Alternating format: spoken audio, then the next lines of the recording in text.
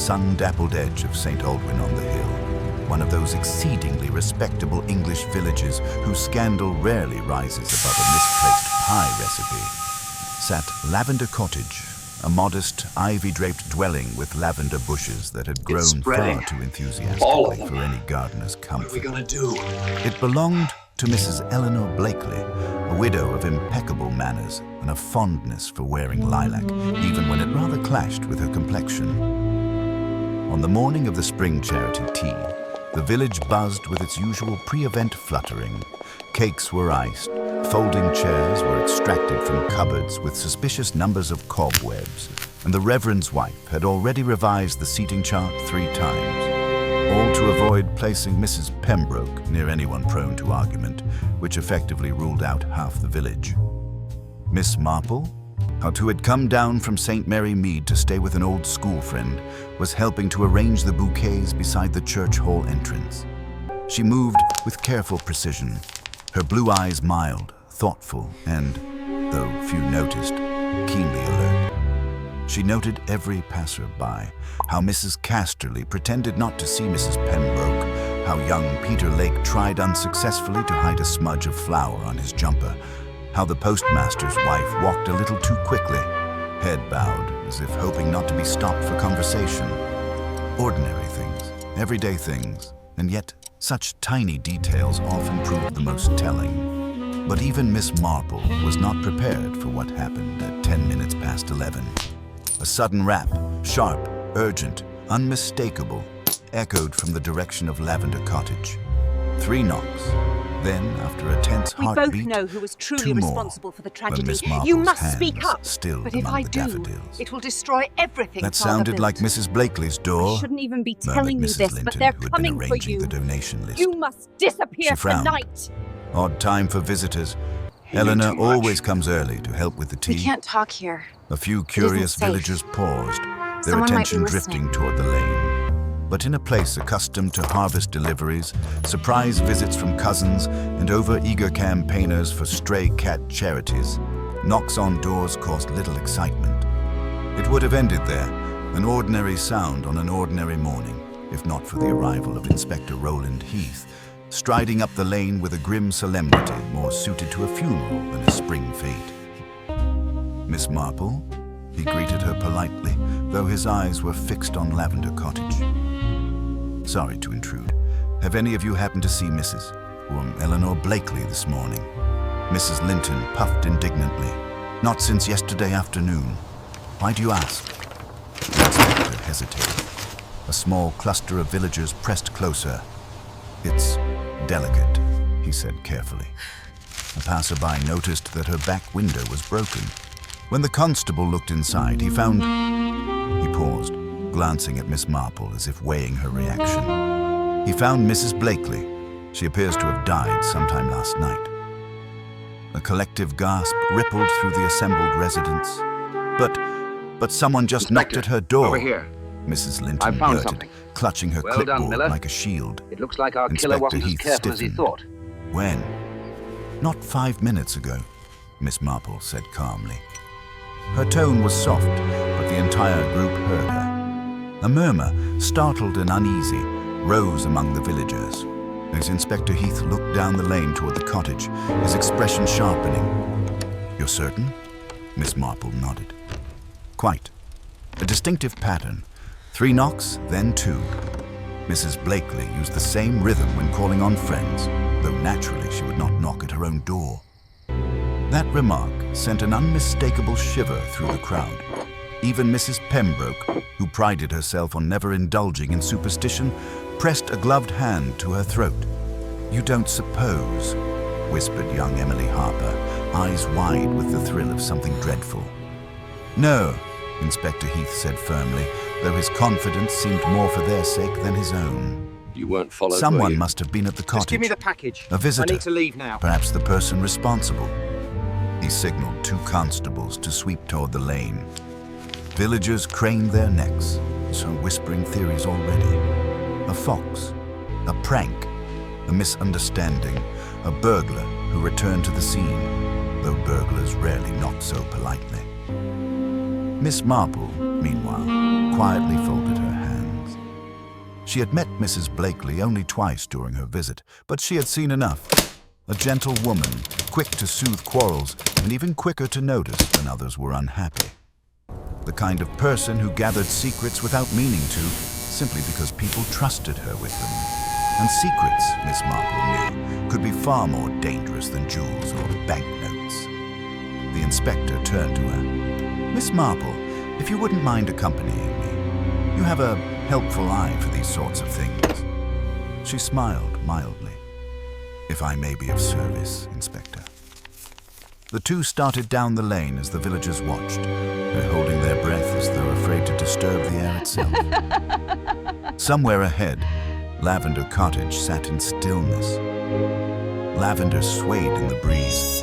A broken window glittered faintly, and though Miss Marple said nothing aloud, she could not help recalling the rhythmic knock, so familiar in pattern, yet impossibly timed. 3 knocks. Pause. 2. As if Mrs. Blakely herself had returned home after her death. It was curious, Miss Marple reflected, how quickly silence could spread when people wished to hear something they had no business hearing. As she and Inspector Heath walked down the lane toward Lavender Cottage, the chatter behind them dwindled to an expectant hush, like a theater audience waiting for the curtain to rise. The air carried the faint and soothing scent of lavender as they approached the low stone wall and the little wooden gate, paint peeling slightly where the weather had been unkind. The cottage itself, with its whitewashed walls and ivy, looked innocently peaceful, like a place that ought to smell of baking and beeswax polish, not tragedy. A uniformed constable stood near the gate, hat crooked and expression unsettled. He straightened at the sight of the inspector. "No one's gone in or out since I arrived, sir," he reported. Front and back both watched. It's spreading. Inspector Heath All of nodded. them. "Very What are we good, gonna Constable do?" Miller. This is Miss Marple. She's assisting unofficially." Miller looked faintly surprised at the sight of the elderly lady in her neat hat and sensible shoes. But Miss Marple only smiled in the vague, fluttering way that caused people to underestimate her. "Such a sad business," she said softly. "Mrs. Blakely seemed a very kind soul." The constable, visibly grateful to say something ordinary, replied, "Yes, ma'am. Always a word and a sweet for the children." Inspector Heath opened the gate and stepped onto the narrow path bordered by lavender bushes gone almost wild. They brushed against Miss Marple's skirt as she followed, releasing a stronger perfume, oddly at odds with the dark circumstances. "You said the knock came from this direction," he murmured to her. "Yes," Miss Marple answered, quite distinctly. It sounded as though the door was struck firmly with purpose. "Not a timid visitor." He grunted thoughtfully, then mounted the 2 steps to the small front door. The top half of the window beside it was curtained with lace that filtered the light into a soft blur. Someone, Mrs. Blakely herself, no doubt, had placed a small pot of pink geraniums on the sill.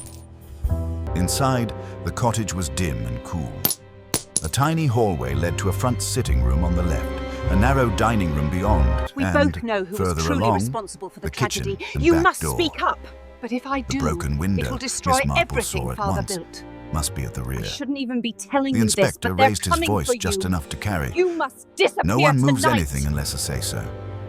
A He second knew too constable, much. hovering in the sitting room, We can't talk nodded here. quickly. It isn't Yes, sir. safe. Miss Someone Marple might be listening. paused just inside the threshold, allowing her eyes to adjust. The house had the particular tidiness of a woman who lived alone and did not much care to have others disturb her order. Knitting rested in a basket by the armchair, a half-finished cardigan in a pleasant, sensible brown. A small photograph of a younger Mrs. Blakely and a dour-looking man, presumably her late husband, stood on the mantelpiece, flanked by 2 brass candlesticks. "It does not feel like a house that expected violence," Miss Marple observed mildly. Inspector Heath glanced over his shoulder. "What makes you say that, Miss Marple?" "Oh, little things. Mrs. Blakely laid out her sitting room as a woman who liked to sit and read in the evenings, not bolt her doors in terror. No heavy locks on the inside, no chair pushed under the handle. Those are quite common in households where someone is afraid. He gave a small, grudging smile. You notice everything, I see. Oh dear, no, Miss Marple said, though she did not bother to sound convincing. They moved into the narrow dining room, a plain table, polished to a dull gleam, and with Inspector, a lace runner over and here. a glass bowl of fruit I've found so something. artistically arranged Well done, Miller. that Miss Marple It looks like our suspected the killer apples wasn't as at the careful as bottom he were thought. past their prime. From there, Heath led the way into the kitchen. The broken window gaped above the sink, a lattice of jagged glass still clinging precariously to the frame. Outside lay the tiny back garden, fenced off from its neighbors by a hedge. A few shards of glass glittered on the flagstone floor, and the curtains had been pushed aside. There she is, miss, murmured Constable Wright, indicating the figure on the floor near the kitchen table. Mrs. Eleanor Blakely lay on her side, one arm outstretched toward the fallen chair beside her. Her usually neat lilac dress was rumpled, and a small dark stain marred the fabric near her neckline. Her eyes were closed, but her face bore an expression of faint surprise, as if death had caught her in the middle of a polite remark. Miss Marple's gaze moved quickly, taking in the details. The overturned chair, weren't followed, were the you? teapot resting Just on give the me the stove, package. the I need cup to on leave the now. table with a faint ring of tea halfway down. Another cup beside it, empty but bearing traces at the bottom. 2 plates, one with a half-eaten slice of seed cake, the other with the crumbs carefully gathered at one side. She had a visitor, Miss Marple said gently. Inspector Heath followed her look. Seems so. But there's no sign of anyone else. No footprints large enough to be worth noting, and the neighbors didn't see anyone enter or leave late last night. We're still asking around, of course. Miss Marple, who knew a great deal about neighbors' abilities to miss what they did not wish to see, merely nodded. Has the doctor been? She asked. Dr. Harrow. He thinks she died sometime between 9 and 11 last night. Cause of death appears to be a sharp blow to the head. See the mark just under the hairline. Possibly from the edge of the table when she fell. Possibly something else. He'll know more after an examination. And the window. Miss Marple moved closer, peering at the jagged edges. Was it broken from the inside or the outside, do you think? Heath's jaw tightened. The constable believes from the outside. Glass is mostly inside. Could be a forced entry. Could also be staged. He sounded faintly irritated by that possibility, as though the murderer had committed a personal discourtesy. Miss Marple looked down at Mrs. Blakely again. She does not seem the sort of woman to invite burglars. I wonder whether she invited her visitor of her own free will. Heath's gaze sharpened. You think she knew whoever came? Oh, I should think it quite likely, Miss Marple murmured. 2 cups, 2 plates, a neat little slice of cake. A thief who comes through the window does not usually ring first and ask for tea. He half smiled. Yet we still have your mysterious knocking, Miss Marple. Yes, she said softly, and that is very curious indeed. Behind them, Constable Wright shifted his weight. Begging your pardon, sir, but if she died last night, who knocked this morning? Heath gave him a quelling look, but Miss Marple did not appear to find the question foolish.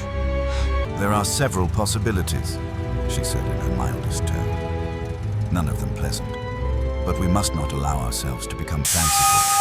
The dead do not knock, however much we may wish to embroider the story. She turned her attention It's to the spreading. small kitchen table. All of them. A folded piece of grey gonna knitting do? wool rested near the fruit bowl, as though Mrs. Blakely had been about to mend something.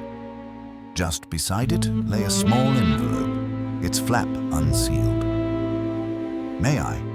Miss Marple asked. Inspector Heath considered, then nodded. Don't smudge it. She handled the envelope delicately. It was addressed in neat, slightly old-fashioned handwriting to Miss Eleanor Blakely, Lavender Cottage, St. Aldwyn-on-the-Hill. No stamp, no postmark. Hand-delivered, Miss Marple said.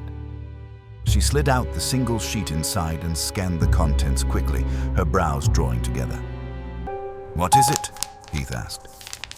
A note asking Mrs. Now Blakely to meet the writer here at her cottage at 9:30 this evening for a private word concerning a delicate matter. It is signed only with an initial. R. Heath took the note from her carefully. R. That narrows it down slightly. We've a Roberts, a Randall, a Rosamond, and at least 3 people whose surnames start with R in this village, if memory serves. And visitors, Miss Marple said gently. One must not forget them. People with pasts that haven't yet been properly aired. Heath slid the note back into the envelope. We'll have to ask around. Quietly. I'd rather not have half the village in hysterics about We anonymous both know who late-night was truly rendezvous. responsible for the tragedy. I'm You afraid must it may speak be up. too late for But that, if I do, Miss it will Marple destroy observed. everything Father built. Villagers have a way of I knowing when shouldn't there even is be something telling worth you being this, but they're hysterical coming about. for you. He You glanced must toward the disappear broken window. tonight. You think the note writer killed her? He knew too much. I think, We Miss can't Marple talk said here. with a vague little It isn't smile, safe. that whoever wrote that Someone might note be knew listening. Mrs. Blakely well enough to summon her without explanation. And that is either the mark of close friendship or deep resentment. Sometimes both. Heath exhaled slowly.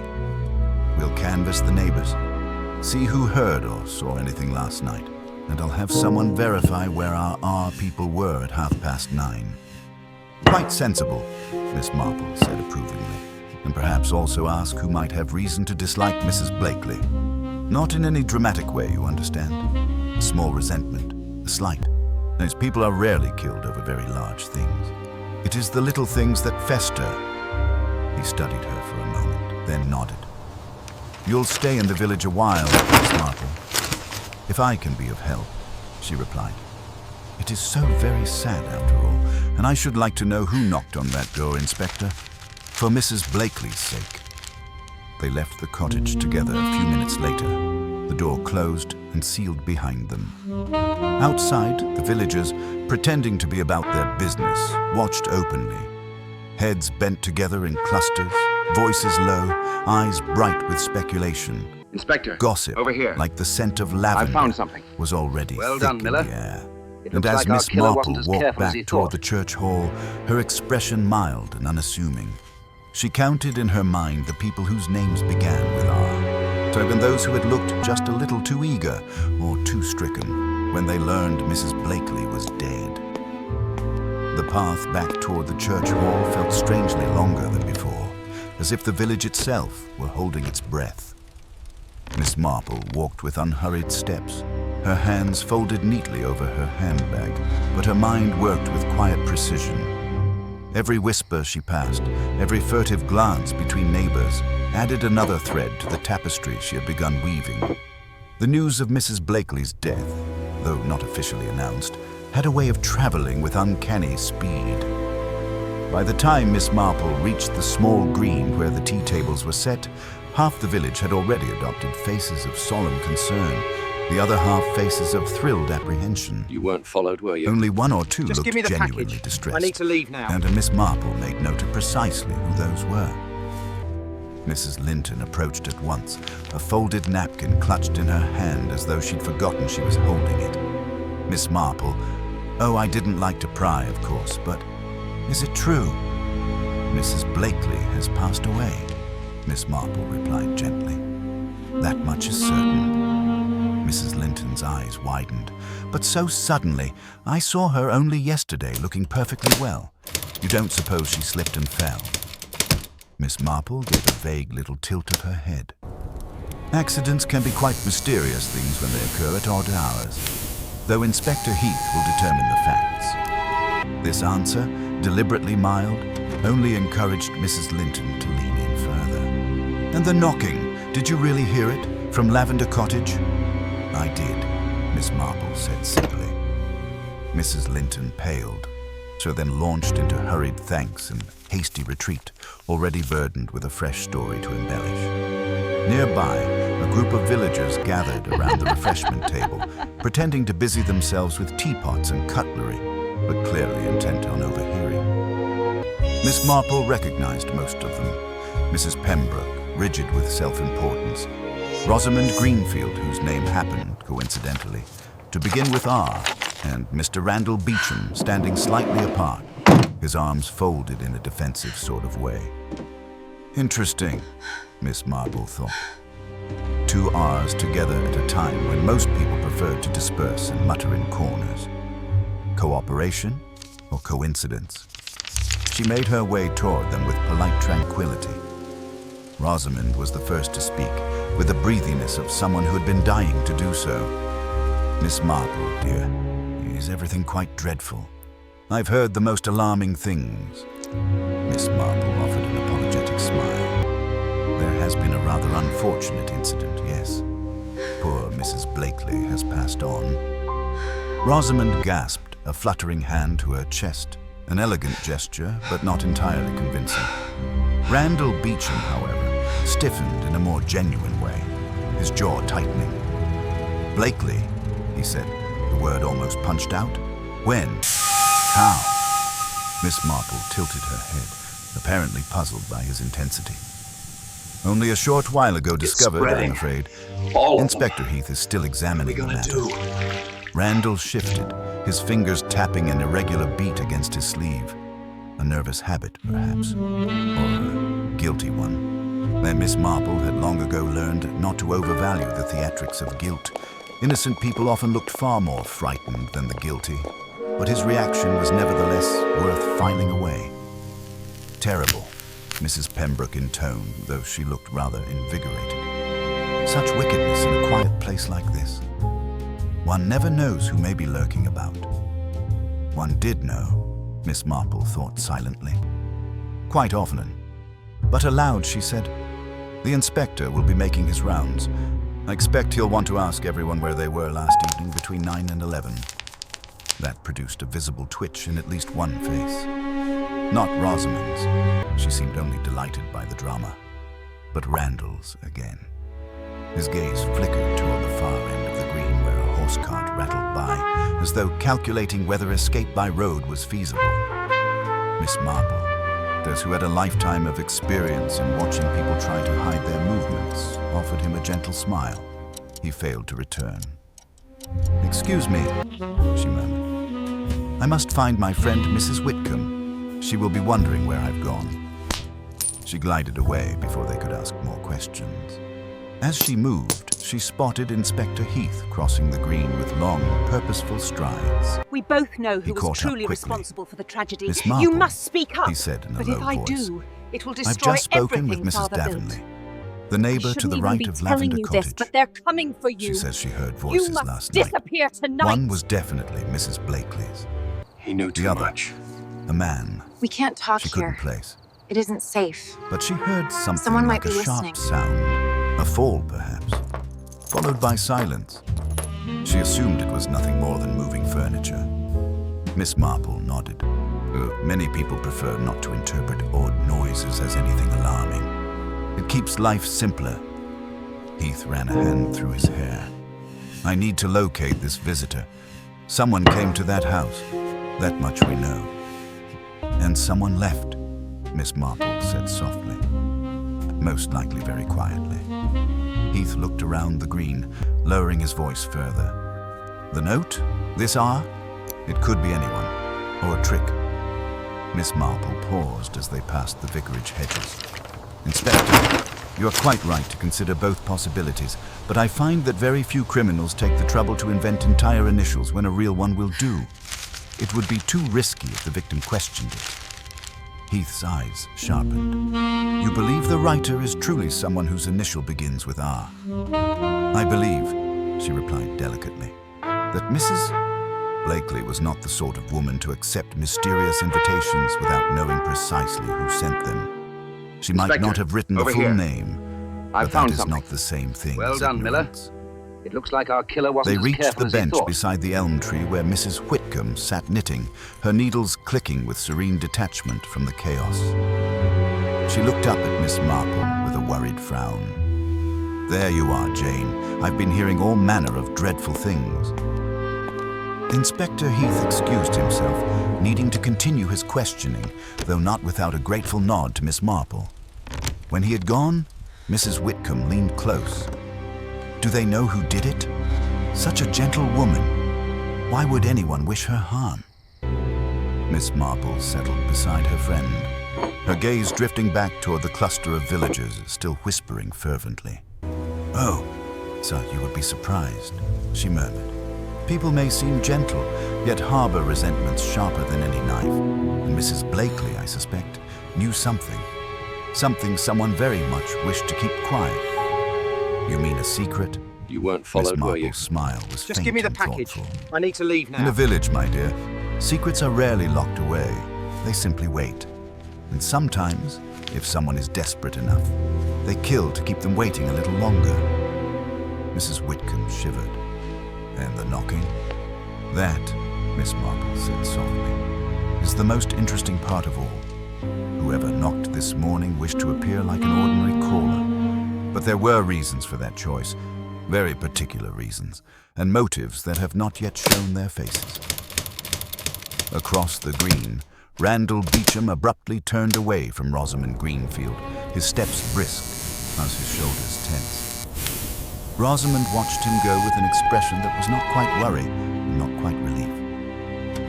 Miss Marple's eyes narrowed in quiet reflection. "Oh yes," she murmured, almost to herself. "I believe the secrets here have only just begun to stir."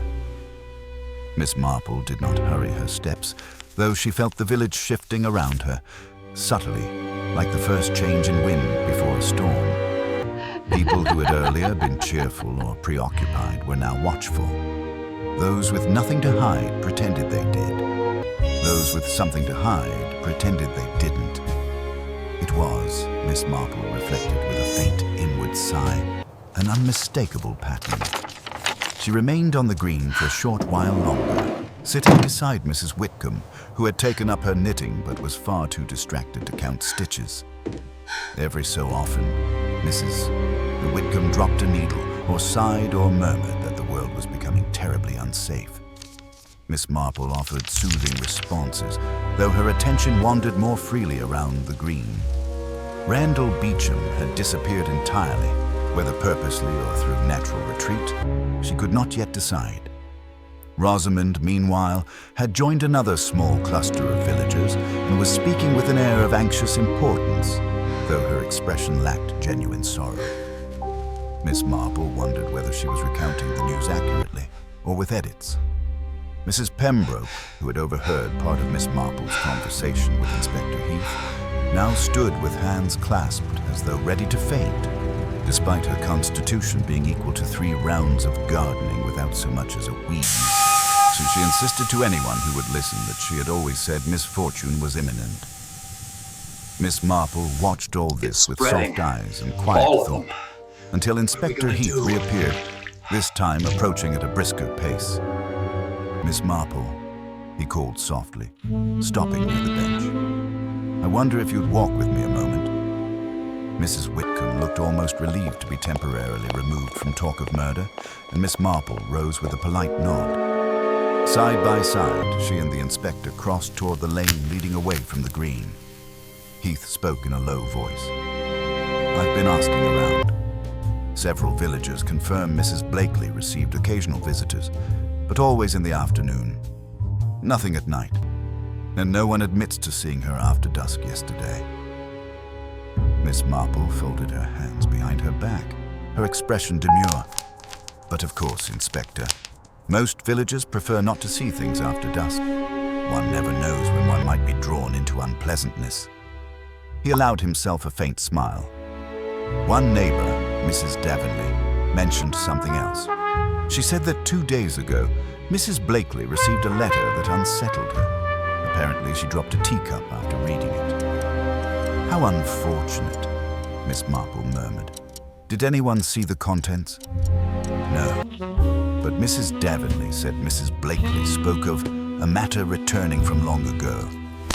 Not in a fearful way, more resigned, as though she knew trouble would eventually find her." Miss Marple felt a small tightening in her thoughts, a subtle We shift both know in her who was mental truly catalogue. responsible for the tragedy. And You this must morning's speak knock? up. But No if I clues do, yet? it will destroy No everything physical Father built. clues.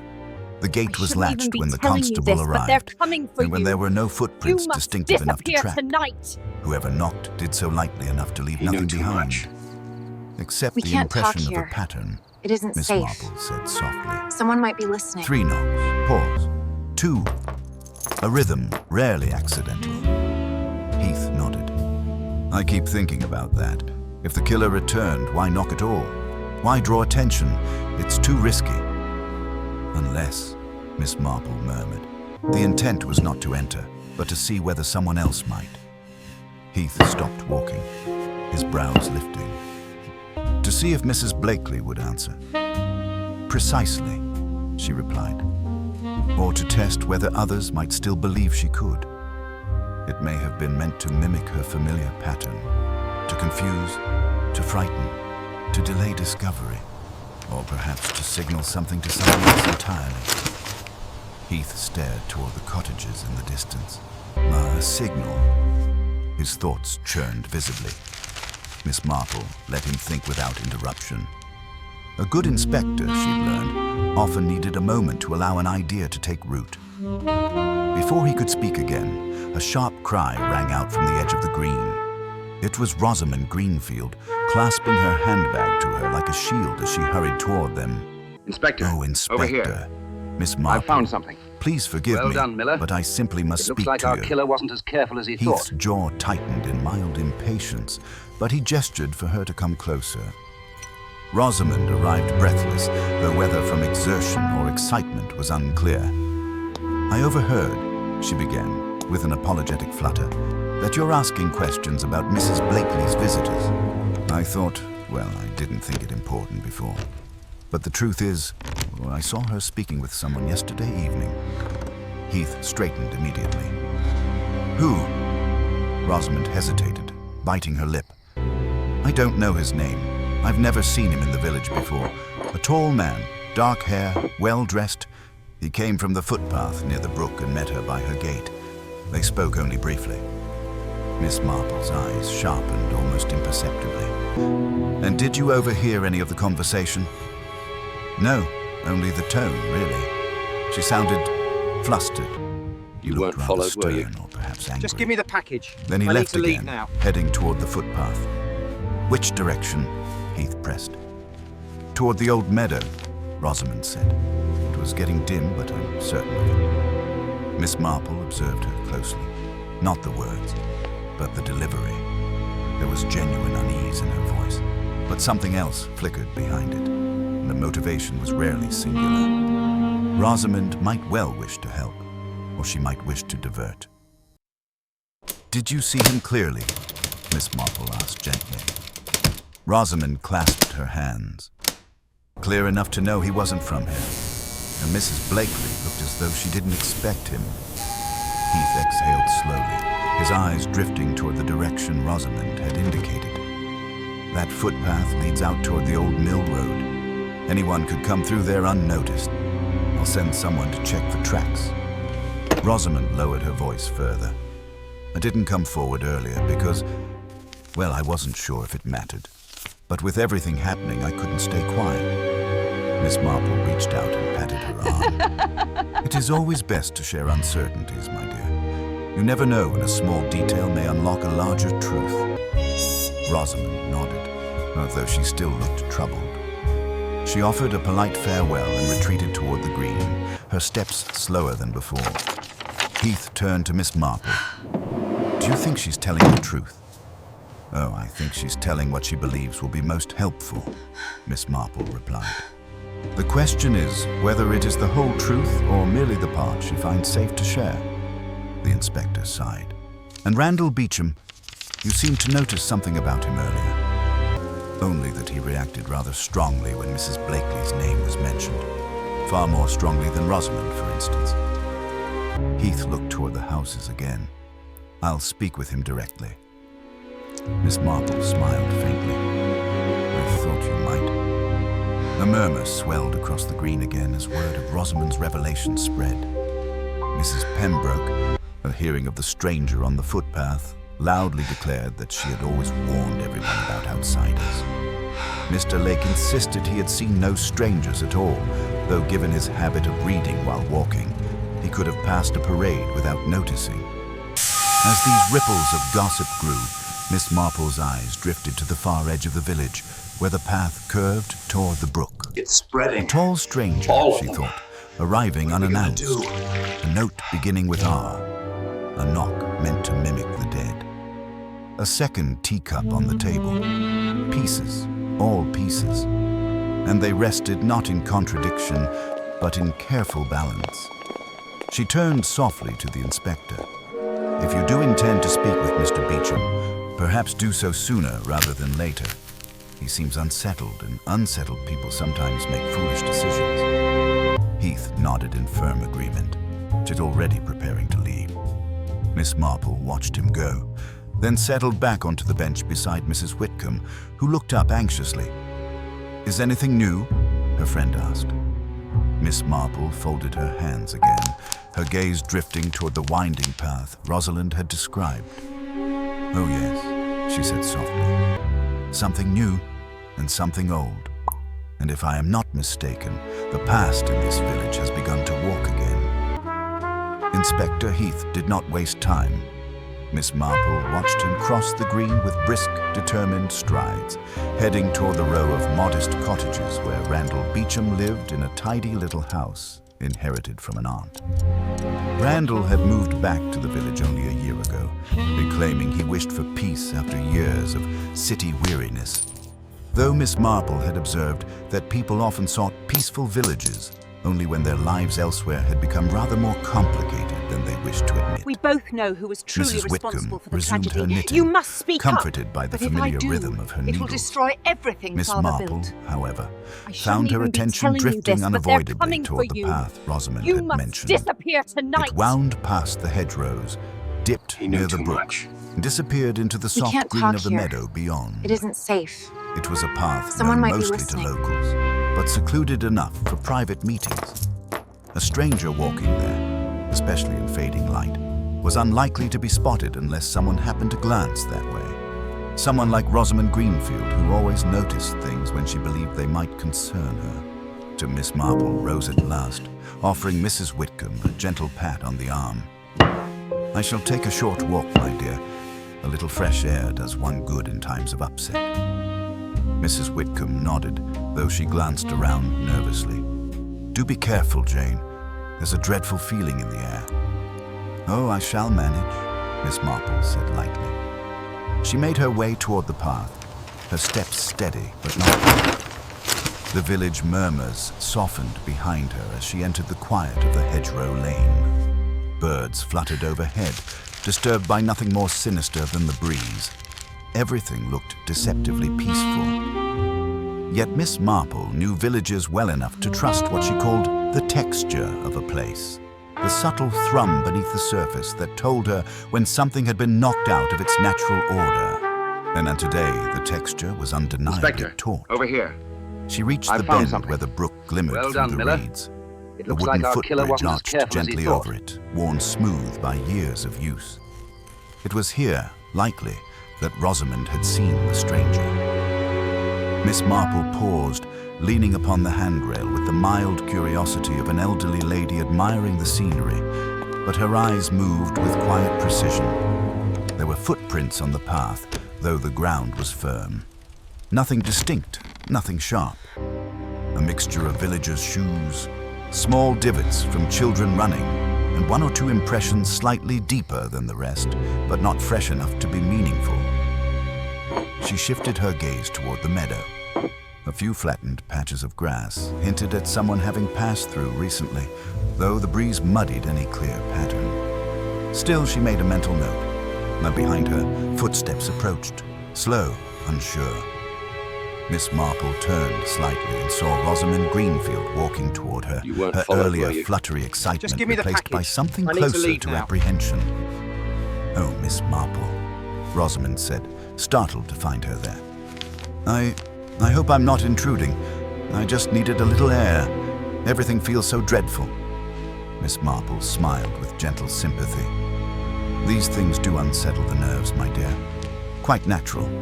Though I confess, this path does seem an interesting place for a stroll today." Rosamond flushed, her gaze darting to the brook. "I suppose so. I only thought, well, since I mentioned it to Inspector Heath, I felt I ought to see whether I was remembering correctly. Memory can be quite selective." Miss Marple murmured, particularly when shock is involved. Rosamond stiffened faintly. Are you suggesting I lied? Oh, not at all, Miss Marple said with soothing kindness. Only that we often recall things in the way most convenient to our feelings. A perfectly human tendency. Rosamond let out a quick breath. I know my own mind, Miss Marple. Of course you do. You saw a man speaking with Mrs. Blakely yesterday evening, and that is most helpful. Though I wonder, did you perhaps recognize him after all? Even a little? Rosamond hesitated. It was the briefest pause, but in Miss Marple's experience, such pauses were extraordinarily revealing. No, Rosamond said at last. He was a stranger. Miss Marple offered no challenge, merely nodded with mild acceptance. A tall gentleman in a village where very few tall gentlemen come unannounced. One would remember such a thing. Aye, I suppose. Rosamond's expression grew slightly strained. You think I'm making it up? I think, Miss Marple replied gently, that you are frightened, and that sometimes fear dresses itself in certainty to feel safer. For a moment, Rosamond looked as though she might say more, something defensive or confessional, but instead she shook her head and turned away. I should go home, she murmured. Mother will worry. Miss Marple watched her leave. Her steps hurried now, as though Rosamond wished to outrun her own thoughts. When she had vanished around the bend, Miss Marple allowed herself a quiet reflection. A stranger on the footpath. Perhaps true, perhaps not entirely true. It's spreading. Rosamond had shown signs of distress that suggested she knew more or less than she wished to say. Both possibilities were equally troubling.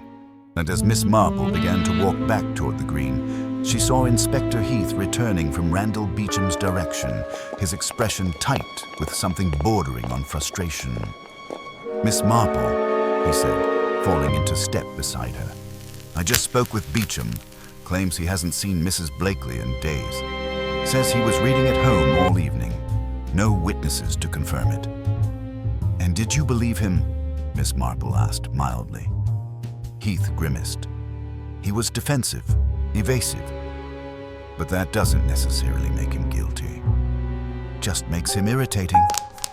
So many guilty men are merely irritating, Inspector, Miss Marple said with a faint smile. And so many innocent ones are anxious to appear helpful. One must be careful not to confuse guilt with poor manners. He snorted softly. Well, I've put Constable Miller on him, quietly. If Beecham tries to leave the village, we'll know. They reached the edge of the green again, where the crowd had thinned. Afternoon light fell gently across the church hall, and the faint strains of someone tuning a piano drifted outward, oblivious to the darkness settling among the villagers. Heath spoke again, lowering his voice. There's something else. The doctor's report came sooner than expected. We both know who was truly Mrs. responsible Blakely for the didn't tragedy. die from You the fall. must speak up. The blow to her But if I head was do, deliberate. It will destroy Sharp. everything Father built. Precise. I shouldn't even Someone be telling struck you her. this, but they're coming for you. Miss Marple had You suspected must as much, disappear but she tonight. let her eyes widen in soft dismay. He knew too much. So it is murder, then? We can't Yes. talk here. And whoever isn't killed safe. her sat at her table and Someone drank her might tea. be listening. Miss Marple nodded slowly. I believe, Inspector, that the heart of this mystery lies not in the violence, but in the conversation that preceded it. Someone needed to tell Mrs. Blakely something, or needed her to keep something very quiet indeed. And the knocking, Heath pressed. Miss Marple's gaze drifted toward Lavender Cottage, just visible between the houses. The knocking, she said softly, was either a mistake or a message. And in either case, Inspector, it means the killer is not nearly as confident as they wish to appear. Heath's eyes sharpened. So what do we do next? Miss Marple folded her hands. Next, Inspector, we listen very carefully. Secrets have begun to stir, and secrets, once roused, tend to speak louder than their keepers intend. Inspector Heath excused himself to confer with his constables, leaving Miss Marple once more amid the shifting quiet of the green. The spring afternoon had mellowed into a soft haze, but yet the village itself felt taut, like a violin string drawn too tight. Even the bird song over seemed here. cautious. I've A found murder, something. Miss Marple Well knew, done, Miller. altered the very Looks rhythm like of our the killer place. wasn't as careful as he People thought. walked differently, spoke differently. Fear made liars of some and storytellers of others, and occasionally both at once. She lingered only a moment before making her way toward the vicarage. The Reverend's wife, Mrs. Alderton, was bustling about the garden with distracted energy, her pruning shears snapping at rose branches with unnecessary vigor. When she spotted Miss Marple, her face softened into anxious welcome. "Oh, Miss Marple, dear, have you heard anything further? It's all anyone can talk about. Such a terrible shock." "I fear the inspector's investigations are only just beginning," Miss Marple replied gently. "Poor Mrs. Blakely seems to have had more on her mind lately than anyone realized."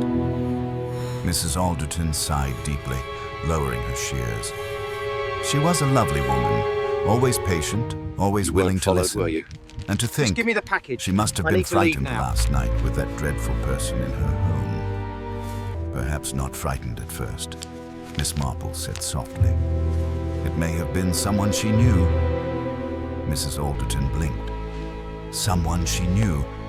Oh, surely no one in the village. One should never be too certain, my dear, Miss Marple murmured. Villages are rather like families. Outward civility often disguises all sorts of grievances. The Reverend's wife pressed a hand to her throat. But who on earth would wish her harm? Miss Marple did not answer directly. Instead, she asked, "Did Mrs. Blakely ever confide in you?" Mrs. Alderton hesitated, and her eyes shifting slightly. "Well, not precisely confide, though she did seem troubled a few days ago. Her usual calm was shaken." "How so?" "She came by with a basket of scones, as she often did, but she was distracted, glancing at the gate every few moments. I asked whether she expected company, and she said no. No, not at all.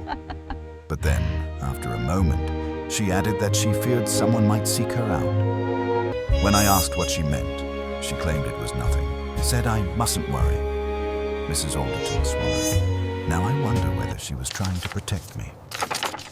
It was entirely possible, Miss Marple thought. Some people, when danger approaches, focus not on saving themselves, but on shielding others. Mrs. Blakely had struck her as precisely such a woman. "Did she mention a name at any point?" Miss Marple added mildly. "No, but she said something peculiar, that old mistakes ripple outward, whatever that means."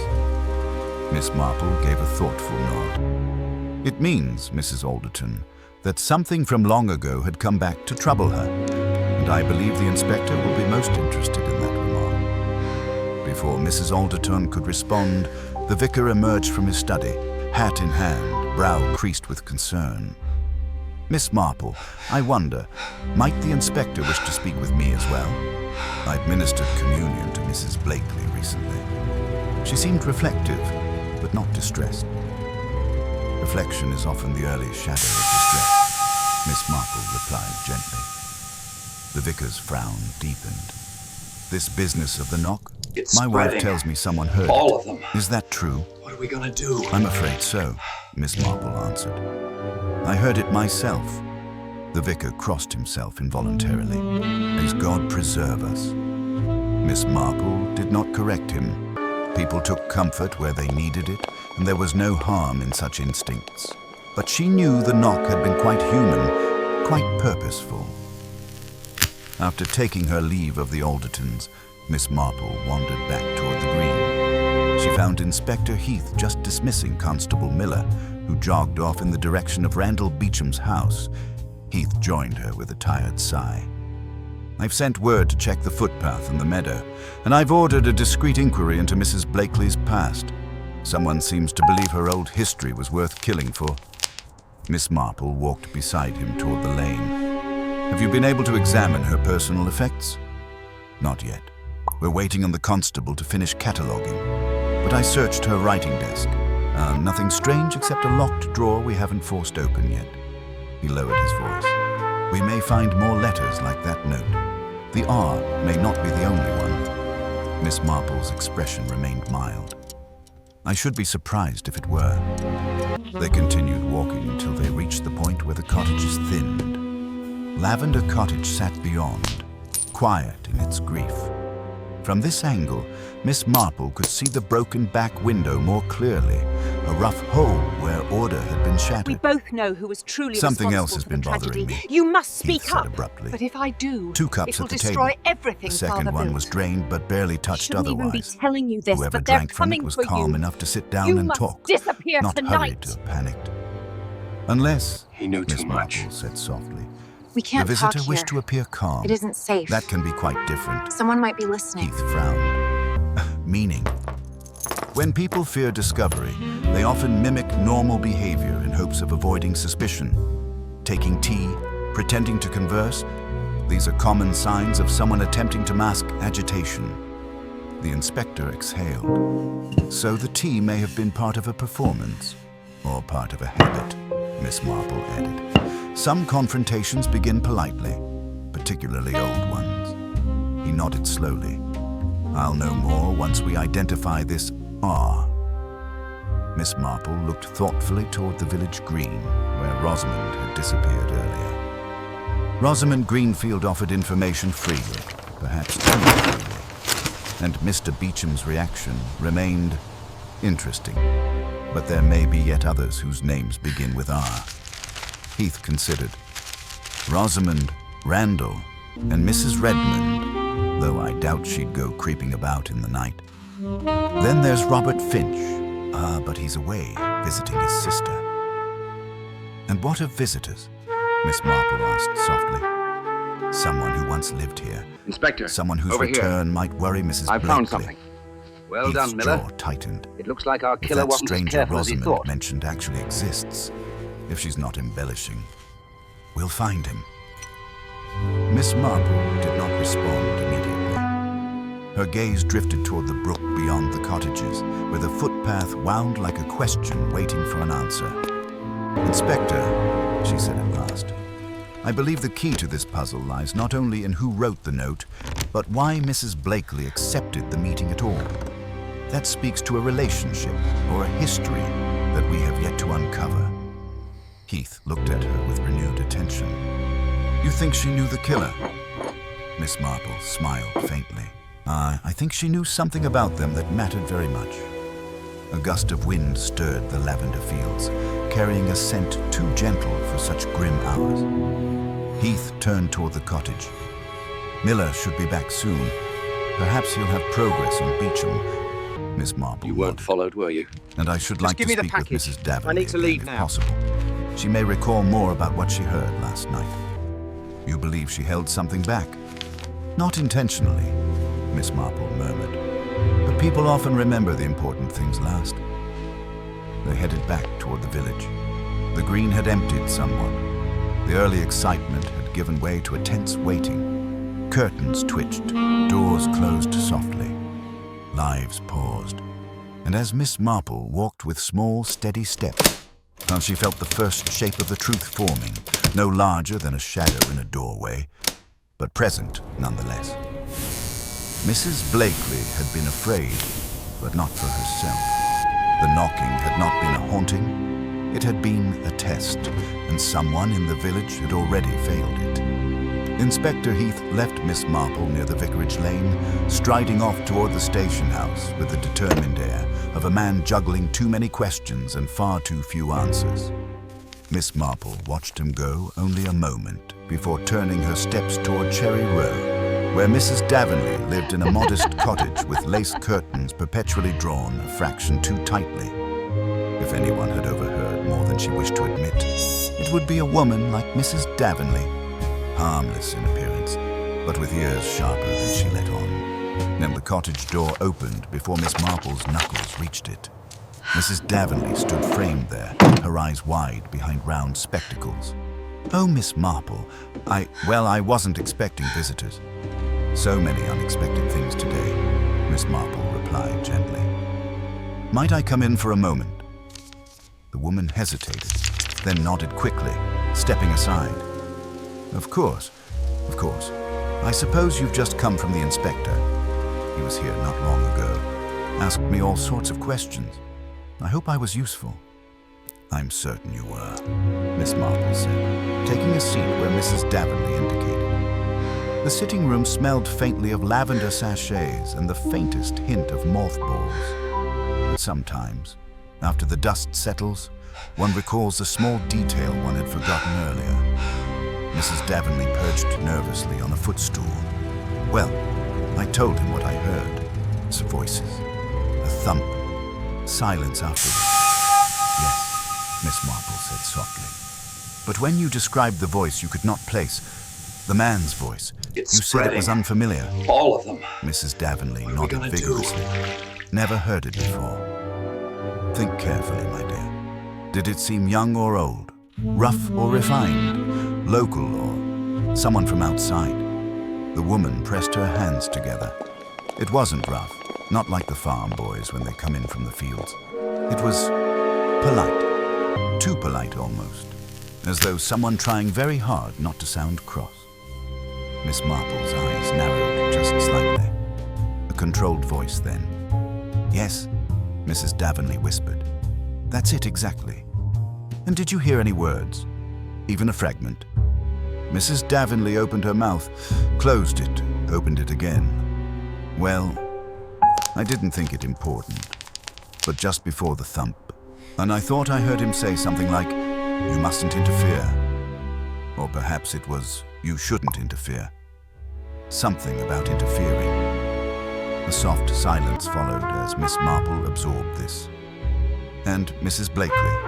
she asked quietly. "Did she say anything?" The woman shook her head. "If she did, I didn't catch it.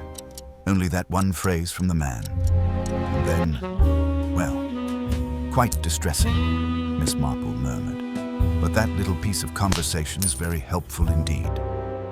Mrs. Davonley's face pinkened at being useful. "Do you really think so?" "Oh, yes," Miss We Marple both know assured who her. was truly responsible People for don't the talk tragedy. about interference You must unless speak they up. feel threatened. But if I do, or it fear will being destroy exposed. everything Father built. Mrs. Davonley I shouldn't swallowed even be hard. telling you this, but "Do they're you mean a coming for scandal, you. Miss Marple?" You must disappear villages. tonight. Miss Marple said with a faint smile. He knew This too one much. rarely has murders without them. We can't talk here. After offering It her isn't thanks safe. and reassuring the trembling Someone woman, might be listening. Miss Marple took her leave. The air outside felt cooler now, the shadows lengthening on the cottages. She walked slowly toward the green again, deep in thought. A visitor with a polite but strained voice, a warning about interfering, Mrs. Blakely afraid, yet resigned, and the curious fact of the knock, mimicking her own distinctive rhythm. Someone had attempted to recreate Mrs. Blakely's habits, someone who knew them well enough to imitate. As she neared the green, she saw Constable Miller approaching at a jog, his face flushed with urgency. When he reached her, he stopped to catch his breath. "Miss Marple, Inspector Heath asked me to tell you if I saw you. There's been, well, something's happened." Miss Marple's brows rose mildly. Another unfortunate occurrence?" Miller nodded vigorously. "Randall Beecham is gone." "Gone?" Miss Marple repeated softly. "Do you mean he left the village?" "Seems so. His door was locked, but the back gate was open. One of the lads saw him heading toward the mill road with a satchel. This was only minutes after Inspector, the inspector over here. questioned him." I've found "How something. very hasty of him," Well done, Miller. Miss Marple murmured. Looks like our killer though she wasn't was as not careful as he surprised. thought. "And Inspector Heath?" "Already after him, but he thought you ought to know." "Quite right," Miss Marple said. "Thank you, Constable." Miller hurried off again as Miss Marple crossed to the far side of the green, where the church bells had just begun their soft, hourly chime. She paused beside the elm tree, considering. Randall's sudden departure was conspicuous. Yes, but conspicuousness itself could be a kind of misdirection. People fleeing often ran from fear rather than guilt. And village gossip, she reminded herself, had a habit of accusing the nearest available suspect. She turned down the lane toward Lavender Cottage, wanting to place herself once more at the heart of events, As she neared the lavender bushes, she saw Inspector Heath returning with long, frustrated strides. "He's vanished," You weren't Heath followed, announced were you? before she could speak. Just give me the package. Beecham's I need to leave nowhere now. along the mill road. Either he took a different path or had assistance. Miss Marple looked thoughtful. Or he never intended to run at all. Heath frowned. Then why disappear? "For the same reason many frightened men disappear," she said gently. "To avoid being questioned about things they would rather not explain." Heath rubbed his temples. He doesn't look strong enough to kill Mrs. Blakely with a single blow." Strength is a relative thing, Inspector. Fear and desperation can make even the timid surprisingly forceful. And yet, Heath muttered, "Something about this doesn't fit him." "No," Miss Marple agreed quietly. "It does not fit neatly at all, which is precisely why we must not settle too quickly upon an answer." Heath stared toward the footpath beyond the brook. If Rosamond's stranger exists, he might still be nearby. "And if he does not exist," Miss Marple murmured, "then Miss Greenfield has told us a very interesting lie." Heath's eyes sharpened. "You think she invented him?" "I think," Miss Marple said softly, "that someone wished to draw attention away from a person already known to Mrs. Blakely. And nothing diverts suspicion like mentioning a tall stranger." Heath let out a strained exhale. "So now we have a vanished suspect, a possible fabricated witness, and a motive buried in the past." "It is growing quite lively," Miss Marple said pleasantly. "But I believe things will soon clarify." Heath looked at her sharply. "You've thought of something." Miss Marple smiled her gentle, unassuming smile, the one that gave away nothing at all. "Only this, Inspector. Whoever knocked on that door this morning did not do so to frighten the village. They did it to check on something or someone, and I believe they were very disappointed by what they found." Heath stared in dawning comprehension. "The killer returned to make sure Mrs. Blakely stayed silent." "Precisely," Miss Marple said. "And when the door was not answered, as they understood their time was running short, the inspector straightened. Then we must act quickly." Miss Marple nodded. "Oh yes, the murderer is feeling pressure now. And that, Inspector, is when mistakes are made." Inspector Heath stood very still for a moment, letting Miss Marple's words settle. The tension in his shoulders spreading. eased only All of slightly. them. Not What are we from gonna do? comfort, but from clarity. At least now he had a direction, even if it was only a faint one. Miss Marple watched him with calm expectation, knowing he needed a moment to reorder the investigation in his mind. When he finally exhaled, it was with quiet resolve. "We'll tighten surveillance," he said, discreetly. "No need to alarm the village further. And I want every person who knew Mrs. Blakely questioned again." Miss Marple nodded. "Now you will find that some of them recall more the second time. People often omit what seems trivial, only later realizing the importance." Heath gave a rueful half smile, meaning they'll remember all the gossip and none of the facts. "Oh, not at all," Miss Marple said with gentle amusement. "Gossip is fact, simply delivered without polish."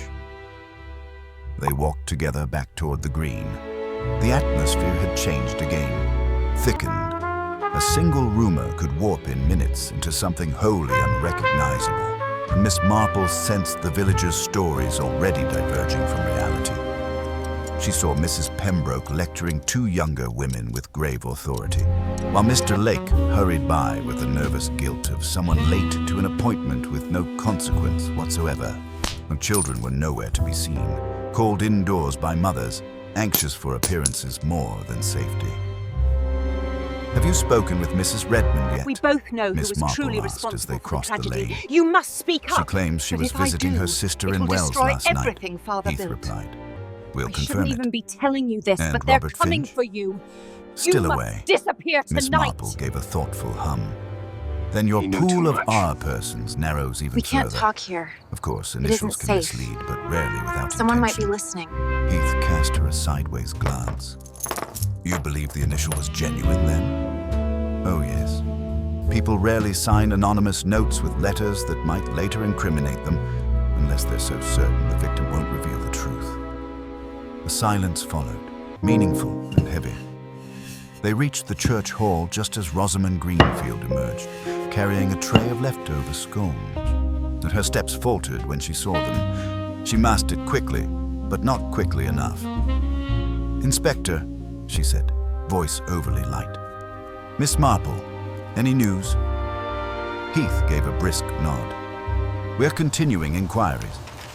Tell me, Miss Greenfield, have you recalled anything more about the man you say you saw with Mrs. Blakely?" Rosamond froze, only for a fraction of a second before recovering. "No, nothing more. I only saw them talking. I wish I could help more."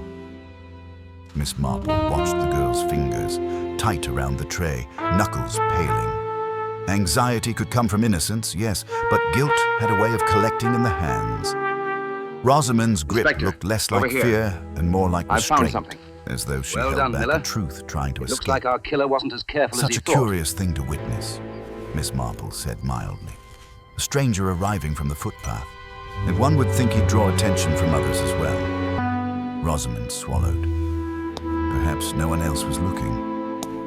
People look far more than they admit, Miss Marple said gently, especially at dusk. Shadows make ordinary things seem quite interesting. Rosamond offered a nervous laugh. "Well, I do hope it proves helpful." She hurried away, steps a little too brisk, the tray rattling faintly as she crossed the green. Heath exhaled. "You're convinced she's hiding something?" "Oh, most certainly," Miss Marple murmured. "But whether it is about the man or something entirely different, I could not yet say." They continued toward Lavender Cottage, drawn there almost by the gravity of the place. The lavender bushes stirred as they approached, You weren't their followed, were perfume you? strangely mournful. Just give me the package. I need Miss to leave Marple now. paused near the gate, and gazing thoughtfully at the path leading to the door. "Inspector," she said suddenly, "does anything strike you peculiar about the broken window?" He frowned.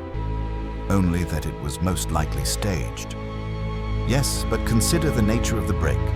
Glass from a kitchen window, old cottage glass, tends to splinter inward if struck from the outside. Yet the majority of shards found on the ground were small, suggesting," Heath blinked, "a controlled break, not a hurried smash." "Precisely," Miss Marple said. "And when burglars stage break-ins, they rarely choose such a quiet method. They shatter with force to suggest panic. This, however, was done with delicacy. Precision. Someone who knew the house well," Heath said slowly. "Someone," she agreed, "who knew Mrs. Blakely would be found in the morning.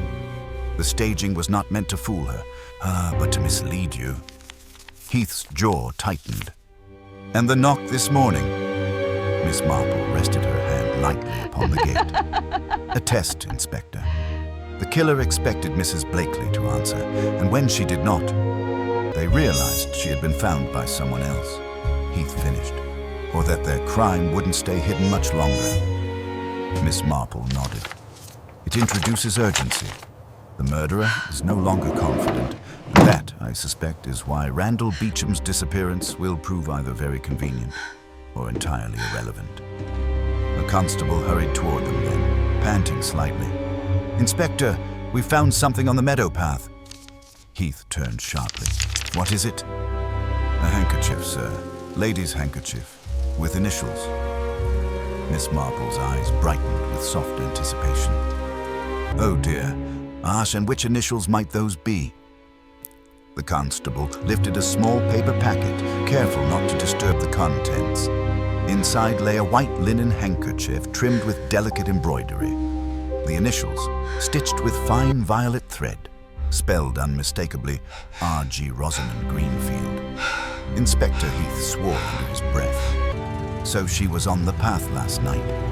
Miss Marple took a long breath, her mind aligning pieces that had been floating until now. "Perhaps, Inspector," she said gently, "the stranger Rosamond described does exist.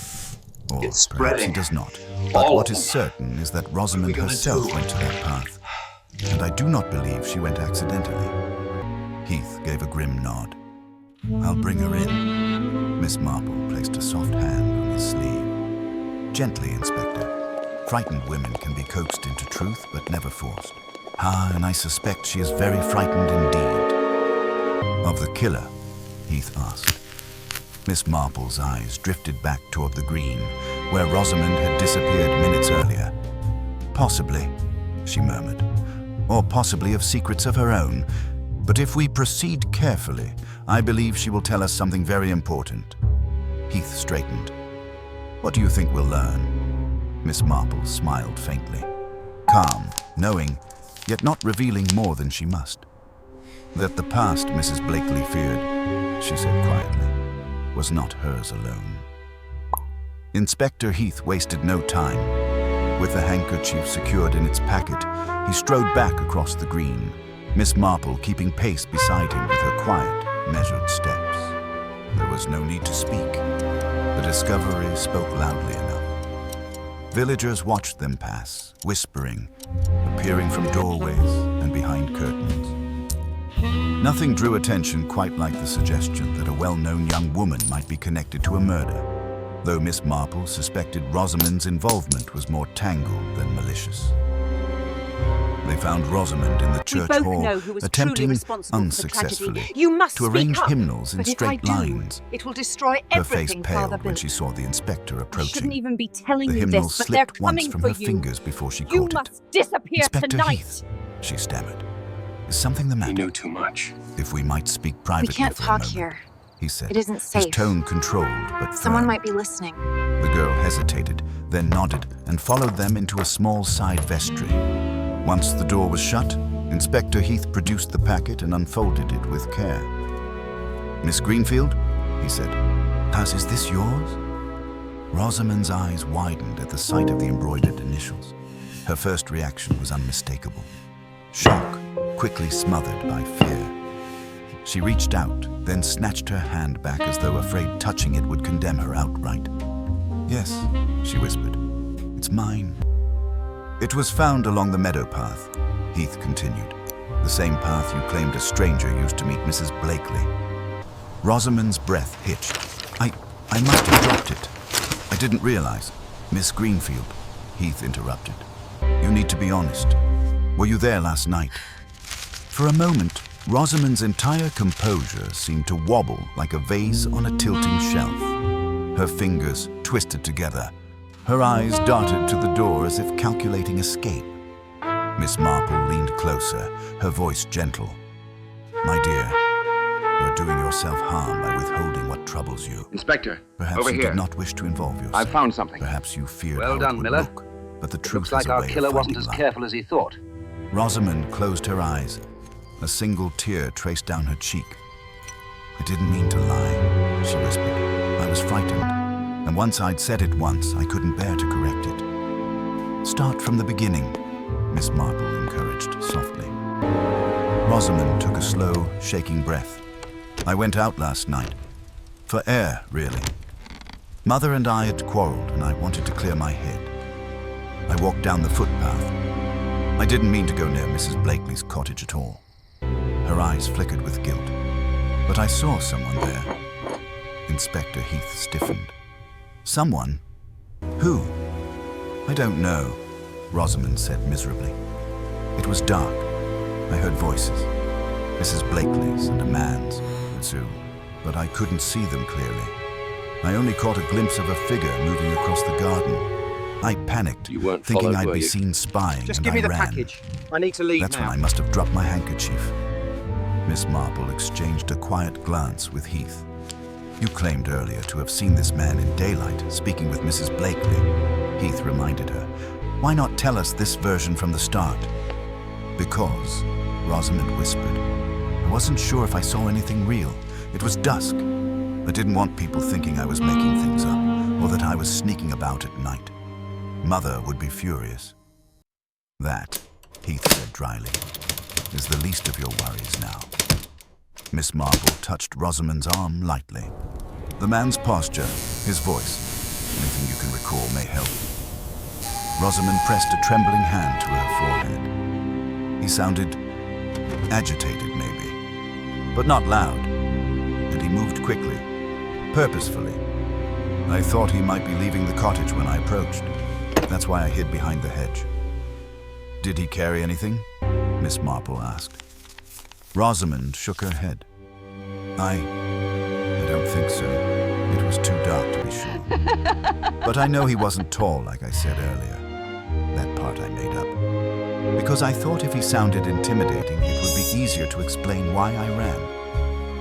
Inspector Heath's frustration softened slightly. So we can disregard your earlier description? Yes, Rosamond said meekly. I'm so sorry. I never meant to hinder the investigation. Miss Marple watched her with eyes that were sympathetic but searching. The girl was certainly frightened, perhaps guilty of cowardice or foolishness, but not of violence. And yet her confession revealed something crucial. The man had been there at the crucial time, and he had not been unknown to Mrs. Blakely. Miss Greenfield, Miss Marple said gently. Did you hear anything else? Any words? Rosamond hesitated. Only something like, you know it must be done. Or perhaps, you know what must be done. The exact phrasing, I can't swear to it. Inspector Heath froze. You're certain? It was something like that, Rosamond insisted. It frightened me. That's partly why I ran. Miss Marple inhaled quietly. A confrontation then, not a casual visit. Heath nodded grimly. And not a burglar. Rosamond looked up desperately. Spreading. Do you think the man killed her? What are we gonna Miss Marple do? did not answer directly. I think he had a reason to silence her. Whether he carried it out himself, that remains to be seen. Rosamond wiped her eyes. Will you tell my mother? The inspector may need to, Miss Marple said kindly, but only what is necessary. The rest, your nighttime walk and your anxieties, need not be broadcast. Rosamond exhaled shakily, gratitude mingling with shame. Inspector Heath closed the packet again. If you recall even the smallest detail, send word immediately. This is no longer a mere matter of curiosity. Rosamond nodded earnestly. I will.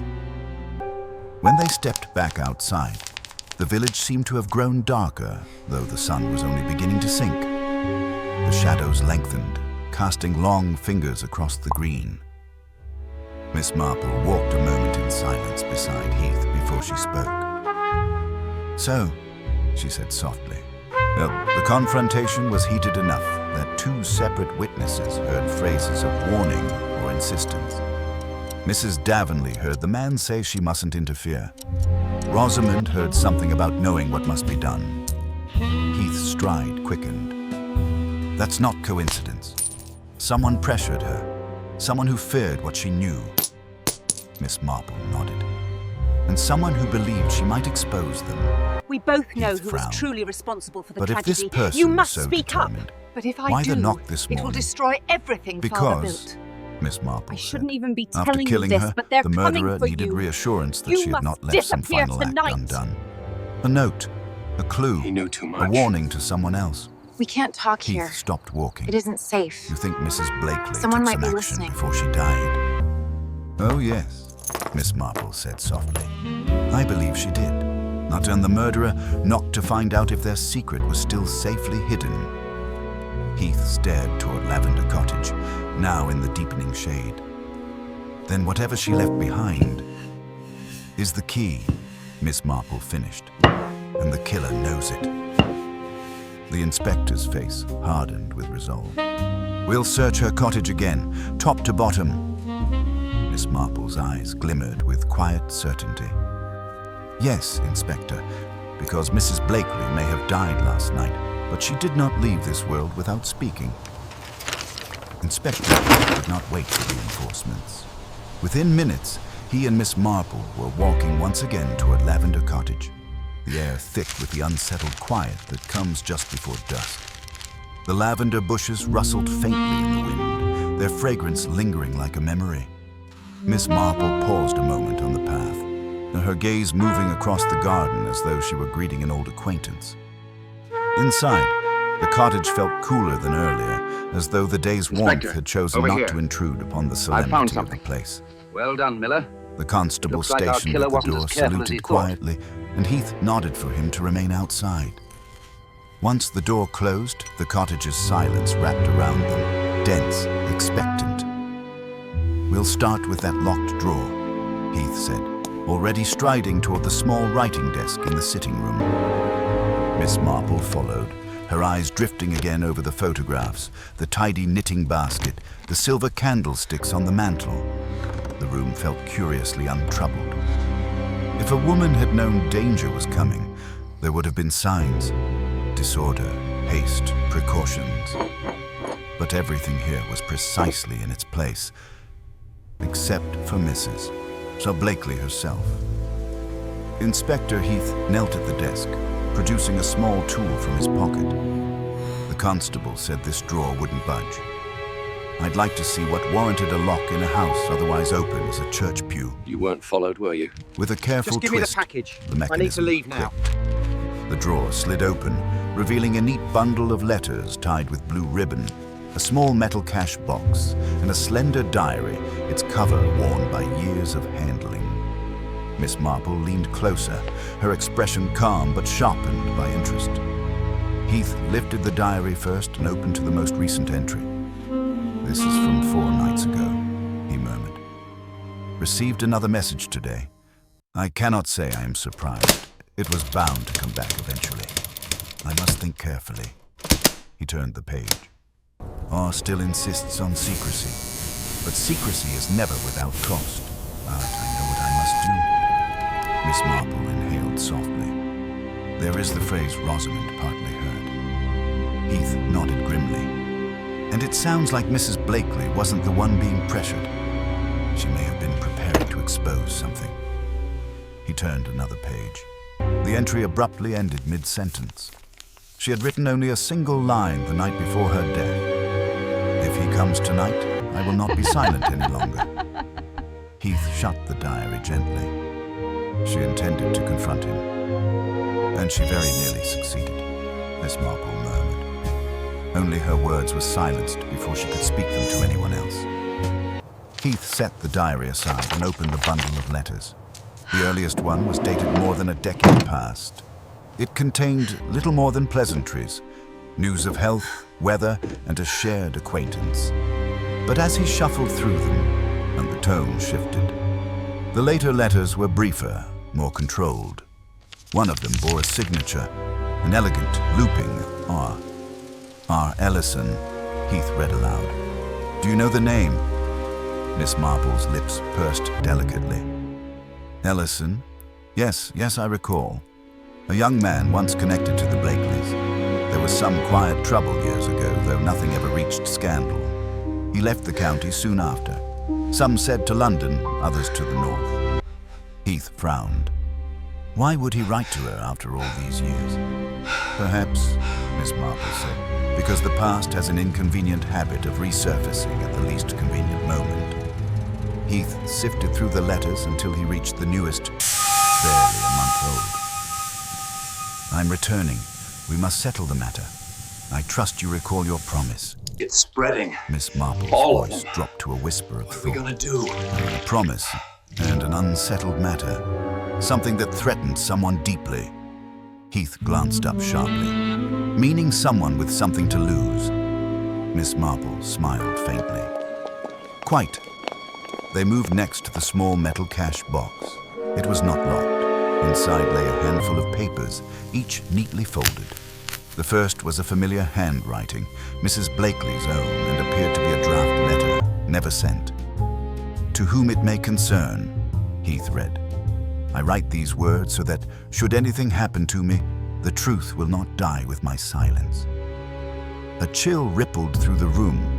Miss Marple closed her eyes briefly, a gesture of respect for the woman who had tried so earnestly to speak. "Years ago," Heath continued, "I witnessed an act committed in desperation. I promised to protect the person involved, believing it a momentary lapse. But the consequences have grown, not faded. Now I fear the truth may be used for harm rather than repentance." The letter ended there, unfinished. Heath lowered it slowly. She intended to reveal something. Something damaging. Something someone did not want revealed. And that someone, Miss Marple said gently, knew she had begun to waver.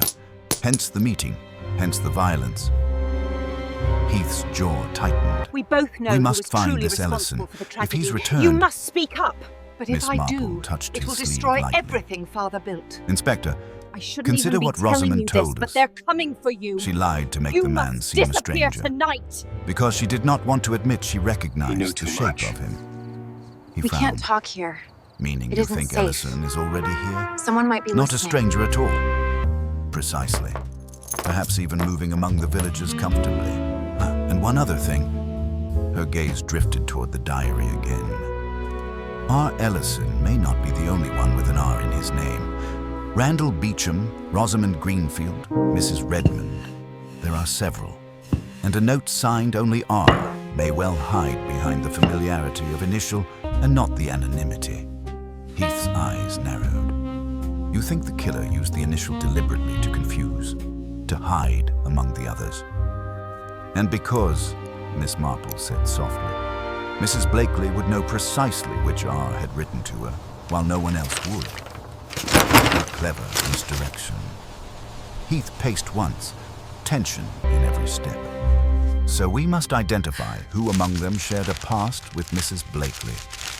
Miss Marple nodded. And consider who feared her voice most. A knock sounded at the door, sharp and unexpected. Heath stiffened, on his hand instinctively moving toward the handle of his coat. Miss Marple remained very still, listening. Constable Miller's Inspector, voice called over through here. the door. Inspector, found something. you're needed at once. Well done, Miller. Urgent. It looks like Heath our killer opened the wasn't as door careful quickly. as he thought. Miller looked pale, breathless. Sir, Mr. Randall Beecham's been found, near the old mill. Heath's eyes widened. Alive? Yes, sir, Miller said. But scarcely. Someone struck him from behind. He's unconscious. Miss Marple's hands tightened gently on her purse. Ah, she said softly. The murderer is indeed frightened. They are striking again.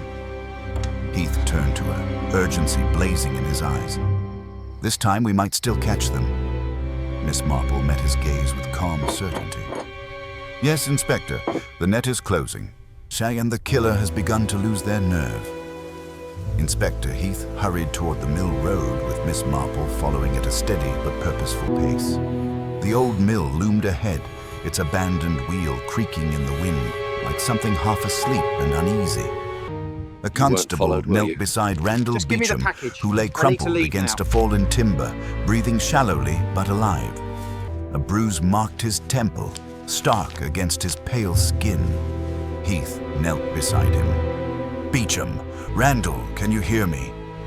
A faint groan escaped the man's lips. His eyelids fluttered, then his gaze focused sluggishly on Heath, and then on Miss Marple standing behind him. I didn't mean to run, he whispered. I only wanted to think, gather myself. Who attacked you? Heath pressed.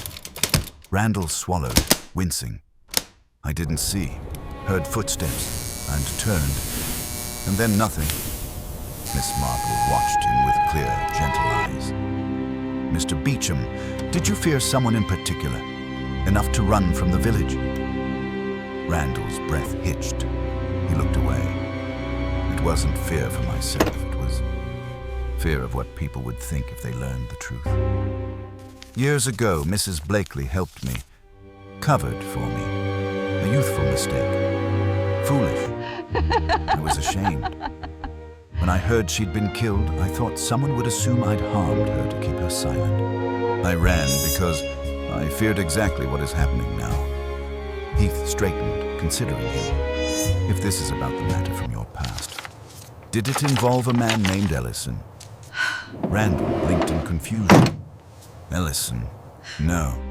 He was involved with Mrs. Blakely's late husband's business years ago. I barely knew him. Miss Marple nodded faintly, almost as though confirming something to herself. So it seems the past Mrs. Blakely struggled with belonged not to you, Mr. Beecham, but to someone else entirely. Randall slumped back, exhausted. I never harmed her. She saved me. Heath signaled the constable to escort Randall to the doctor. When they were alone again, Miss Marple looked toward the thinning woods, her mind settling into the clarity that came only when every piece finally aligned. "There was never a mysterious stranger on the path," she said softly. Rosamond saw someone she recognized, someone she could not bear to name. Heath stared. "You believe Rosamond knows the killer?" "Oh, yes. She's been trembling at the weight of it since this morning. And the handkerchief, so conveniently found." She paused. It's Rosamond spreading. is not clever enough All to of them. plant a clue, nor What are we gonna foolish do? enough to leave one unintentionally. Someone placed it to divert us. Someone who feared we were growing too close. Heath's eyes narrowed, which means the killer was there on the path this morning and had access to Rosamond's belongings. "Yes," Miss Marple murmured. "Someone close to her. Very close indeed." They walked back toward the village, where dusk had draped itself across the cottages like a shawl. Miss Marple led the way, her steps deliberate, guiding Heath toward the Greenfield home. The light in the sitting room window glowed with a soft amber haze. Rosamond Greenfield answered the door almost before they knocked. Her face was pale, eyes red-rimmed, hands trembling. She looked between them with a dread that had ripened fully. "Miss Marple," she whispered. "Inspector, is this about Randall?" "No, my dear," Miss Marple said gently. "It is about you, and about the truth you have been carrying alone." Rosamond's breath caught. I don't know what you mean." "Your handkerchief was not lost last night," Miss Marple said kindly. "It was taken, placed deliberately where it would incriminate you. Someone in this house knew you had seen something and wished to silence that knowledge." Rosamond shook her head, stepping backward. No, you're wrong. Rosamond." We both Miss know Marple who was continued truly softly. responsible for the tragedy. "You said you saw a must man speak leaving up. Mrs. But if Blakely's I do, garden, it will quickly, destroy with everything purpose, Father but you built. did not tell us who. I shouldn't even be You telling lied you because this, the but truth they're was too coming for terrible you. to speak." You must disappear Tears welled tonight. in Rosamond's eyes. Her lips quivered. He knew too much. "Your mother was away last night," We can't talk Miss here. Marple said. It isn't "But your safe. stepfather was home." Someone might be Was he listening. not? A fragile gasp escaped Rosamond. Her knees buckled, and she sank into a nearby chair. Inspector Heath's expression hardened. "Mr. Greenfield?" Miss Marple nodded. "He returned to the village 2 years ago. His name before marriage was Robert Ellison. R. Ellison. He was the man from Mrs. Blakely's past, the one she wrote of in her diary. He demanded her silence about a matter she had once concealed. She sheltered him long ago, believing it a youthful crime. But over the years it festered, and he feared she would reveal it." Rosamond buried her face in her hands. "I didn't want to believe it. I heard voices last night. I saw him come in through the back garden. I thought it was a dream or a trick of shadows. And when Mrs. Blakely was found dead, he told me not to say a word, that it was nothing to do with me, that I had imagined the voice." Miss Marple rested a gentle hand on the girl's shoulder. "My dear, he manipulated your fear, but you were brave enough to reveal the truth in your sorrow." Heath moved to the door. "Where is he Inspector, now?" over here. Rosamond sobbed. I've found something. "He left half Well an done, hour Miller. ago. Said he Looks needed like to our fetch killer something wasn't as from the careful as he workshop. thought. But I don't think he's coming back." Inspector Heath was already halfway into the village lane, shouting orders to the constables. Miss Marple remained with Rosamond until the girl's sobs softened, offering quiet comfort, patient and steady. Outside, the village hummed with sudden urgency as boots struck the pavement, calling for lanterns and ropes. The manhunt had begun, but Miss Marple knew Robert Ellison would not get far. Men of his sort rarely did. They believed themselves clever, clever enough to deceive, and clever enough to frighten, clever enough to kill, but never clever enough to escape the consequences of their own panic. 2 hours later, as the first stars flickered awake above St. Aldwyn on the hill, word came back. Ellison had been found hiding in a tool shed behind the deserted mill, shivering not from You weren't cold, followed, were but you? from the collapse of his Just give me own the package. unraveling I need to leave courage. now.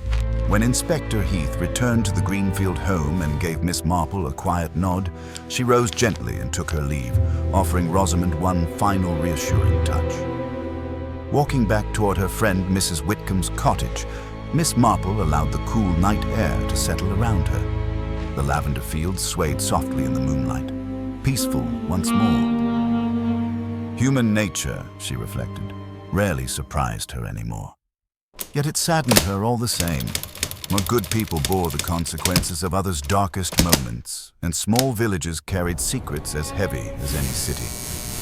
She paused, glancing back toward Lavender Cottage, where a single lamp still glowed inside. Poor Mrs. Blakely, gentle, perceptive, and brave at the last.